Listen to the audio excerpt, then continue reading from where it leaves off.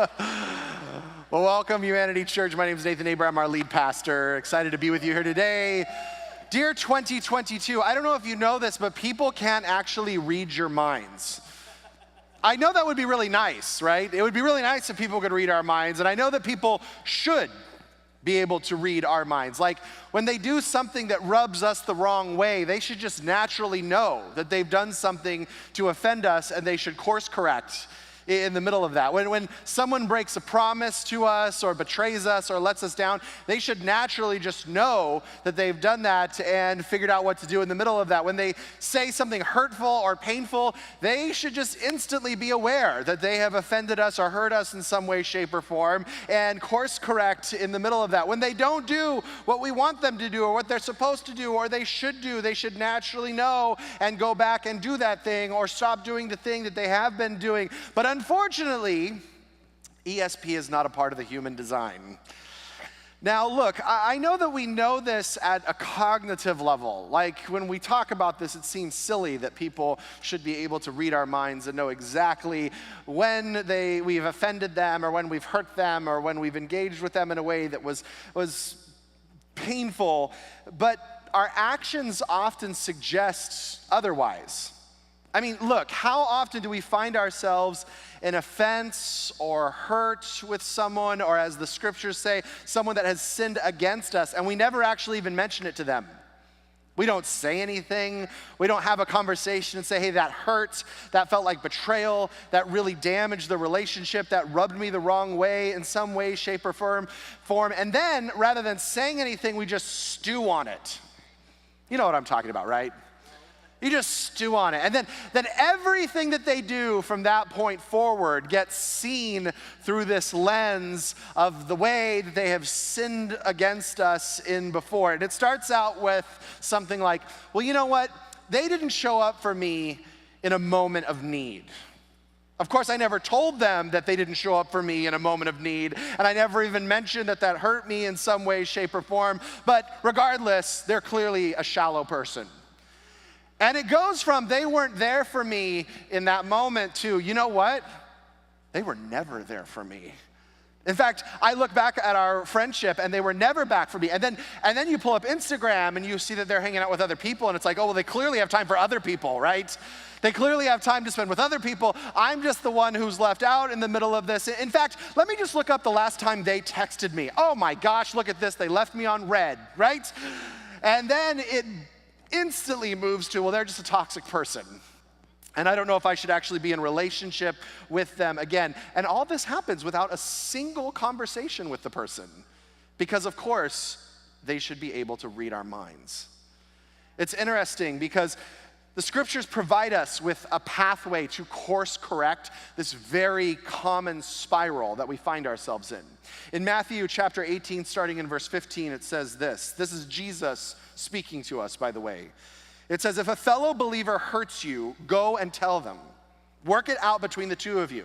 If he listens, you've made a friend. If he won't listen, take one or two alongside so that the presence of witnesses will keep things honest, and try again. If he still won't listen, tell the church. And if he won't listen to the church, you'll have to start over from scratch, confront him with the need for repentance, and offer God's forgiving love. See, Jesus actually sets out a very clear plan. And I love that when Jesus sets out a clear plan, it's actually a clear plan. Because how many of you ever read the words of Jesus and it feels like he's talking in riddles, right? This is actually like, do this, then do this, then do this, then do this. And he says this, he says, if someone has wronged you in any way, go tell them. Look, I know this is like a mind-blowing novel concept, right? But he says, if someone has sinned against you, the first step is to go tell them. Tell someone they have wronged. Why? Because they can't read your mind. Because they have no idea that they have offended you or hurt you or sinned you in some way. They are absolutely clueless to this. And I'm going to even expand this whole conversation around even if they've sinned or wronged against you. This applies to people who have rubbed you the wrong way or have said something funny to you that you questioned or have questions about their intentions or any unspoken communication that you have about the person. Because here's the thing. Let me just ask you a question. With the people that are in your life, do you go around scheming how you can offend them? Do you go around scheming how you can betray them and how you can be a really bad friend and how you cannot be there for him and how you can... See, only psychopaths do that. If you're sitting here and going, yes, I do all those things, get some help, all right? But most of us don't actually go around thinking, how can I hurt the people in my life? You're just living your life. Could it also be that people are actually doing that as well? That they're just living their life and going about their business, and the nature of relationships is that we hurt one another, that we offend one another, that we don't meet needs that were there, or there are expectations that are not met, and it just happens in relationship. And I think this is why Jesus says, look, go talk to them. It seems so simple, and yet how many of us do we avoid this step? In fact, how many of us do we skip this first step and then we make up our own steps? In fact, I find that there are so many other steps that we go to other than the obvious, which is go talk to them, and they show up all the time. See, the one that oftentimes people go to is, rather than going to talk to them, we go to talk to someone else about what we're dealing with that person. Now, there's usually two reasons why we go talk to someone else rather than go talk to the person. The first reason is because you're trying to pad your case, right? So now you can say, well, it's not just me. John also agrees with me that they are rude and they betray people and they're a toxic person. So we like to pad our case, right? The other reason why we go talk to people is to build a small army against that person. So now it's not just me against you, it's me and Jill and Jane and Tommy and Joe over here all against this person. So now it's not just me against them, it's us against them. And so oftentimes we skip the first step of go and talk to the person, and we go and talk to others. Or this is my other favorite, is we go to the church, which is actually the third step, but we make it the first step because we can have a professional deal with it, right?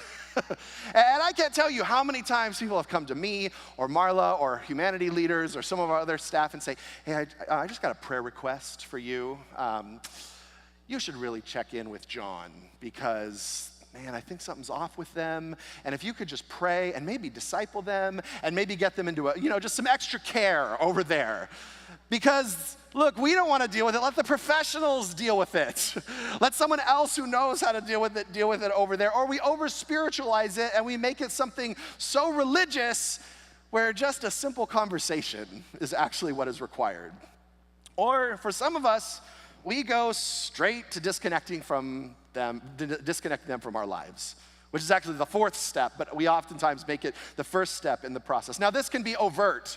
This can be like, hey, I've stopped calling you, I've stopped returning text messages, I'm no longer interested in being in your life, you are cut out of my relational circles. But more than often, it's covert. And it usually sounds like this: well, I'm just gonna drop it. How many of you have ever said that to yourself? And how many of you have said that to other people? I'm just gonna drop it. But how often do you actually drop it, right? When you're with them, there's less communication. When you're talking to them, there's always that thought in the back of their mind of, yeah, I can't really trust them, or they're weird, or I don't know if I should be in relationship with them. And we close down the possibility of communication and relationship, and we find ourselves disconnecting from others. I find that when we do this, it's oftentimes because that's what we learned from mom and dad, is that when I do something wrong, it's a cutoff, or it's a disconnection, or this is not a safe space. And all the while, here's Jesus' message to us when we find ourselves where someone who's sinned against us: go talk to them.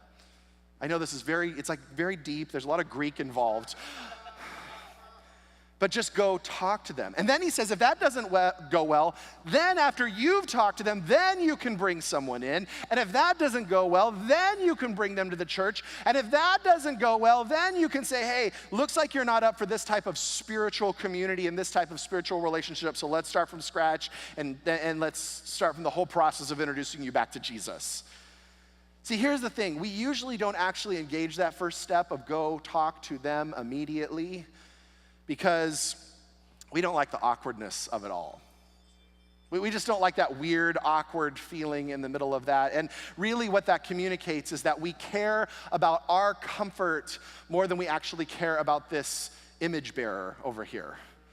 That we care about how we feel and our personal safety and what makes us feel good, rather than actually caring enough for this person and the relationships to say, hey, I actually care enough about you to just have a conversation around where you missed it with me. And here's the crazy thing, is not only does the relationship suffer, of course, because this is just a fact. When there's withheld communication, where there's offense that is not dealt with, the relationship will 100% of the time suffer, but something else breaks down. Because Jesus actually connects this next verse to this conversation about going and talking to your sister or your brother when they have sinned against you. This verse is immediately following that one. It says, and truly I tell you that if two of you on earth agree about anything they ask for, it will be done for them by my Father in heaven. For where two or three gather in my name, there I am with them. Here's the thing. Your ability to experience the power and the presence of Jesus is directly connected to your willingness to clear your relationships. Your ability to actually experience the miraculous nature of Jesus working in your life, of transforming your heart and your mind, of working on your behalf, of bringing all things together for good, is directly connected to your willingness to go talk to them. That may seem crazy, right? How could that be in the middle of this? But this is seen all throughout the scriptures, because here's the thing. You cannot gather in the name of Jesus and also gather in the name of offense and sin. They don't actually work together with one another. You cannot gather in agreement and gather in offense and sin with one another. So when Jesus says, look, if you want to gather in my name, you can ask anything and I'll give it to you. If you come to me in agreement, I will be there. You cannot do that and also be in a space where you are unwilling to clear out the brokenness in the relationship. Let's not kid ourselves. You cannot be in the full presence and power of Jesus and in the presence of resentment towards someone. One will always suffer in the middle of this. Because the movement of Jesus, this movement of living by faith and being known by love and being a voice of hope, is dependent on us keeping our relationships with one another clear and keeping our relationships with one another pure in the midst of all of this. See, there's actually a passage where Jesus says, before you even give your offering, and you recognize that you have some type of an offense with someone, go and clear that offense before you even give your offering. Jesus says, I don't want any part of you until you're willing to go clear yourself with the people in your life who you are holding offense from. I don't want your offering, I don't want your talents, I don't want your skills, I don't want how good you are until you're willing to go over there and say, hey, let's clear this up. So that then I can come before the Lord and say, hey, here's everything within me and everything within them together, stepping into this space with one another. So you can't even move on. Here's the thing, you can't even move on to another group until you've gone and cleared. I find this to be so true in our culture as we say, well, you know what? I just don't like that. I'm going to go find other people. Jesus is like, Don't even bother until you are willing to clear here. Do not even bother about going to find another group or to give anything to me. Go clear with them. And Jesus will just stay on this. Have you talked to them? Have you talked to them? Have you talked to them? Have you talked to them? Because it will eventually show up in the other group. And it will eventually show up every single place you go, because guess what? Every single place you go, people can't read your minds and they're probably going to offend you. And so Jesus says, if you can't deal with this here, you're going to have a lot of problems elsewhere. So one of the reasons that you may not be fully experiencing the presence of Jesus isn't because you have a lot of faith, and isn't because you are full of devotion, but because you are unwilling to have the needed conversation with the people in your life to keep your relationships clean.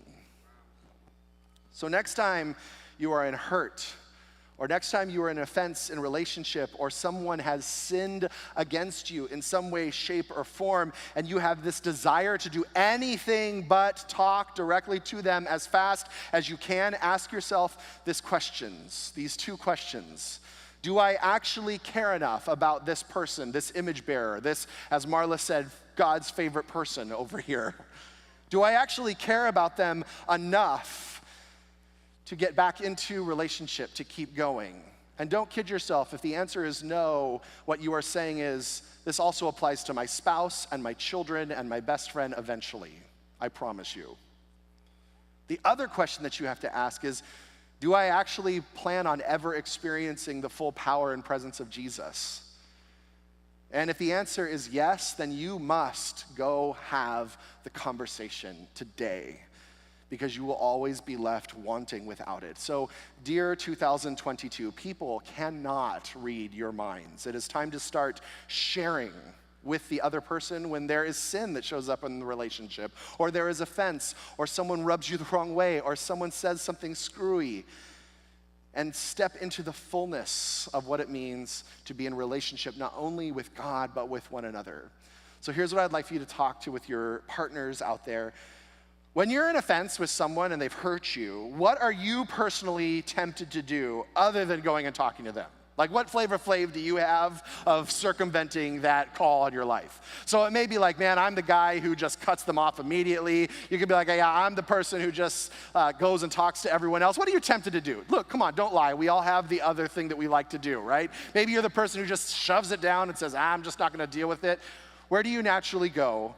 And then ask this, what is an area in relationship where you expect people to read your minds?